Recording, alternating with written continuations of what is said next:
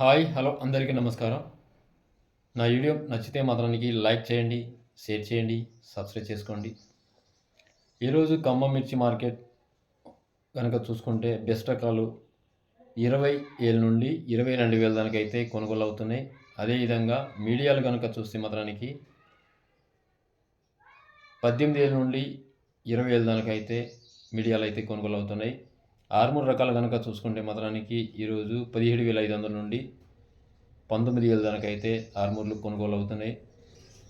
ఈరోజు ఖమ్మం మిర్చి మార్కెట్లో బస్తాలు కనుక చూస్తే మాత్రానికి మొన్న మార్కెట్తో కనుక చూసుకుంటే ఈరోజు అయితే బస్తాలు అయితే ఎక్కువ రావడం జరిగింది. సెలవు కారణంగా అయితే బస్తాలు అయితే పెరిగినాయి.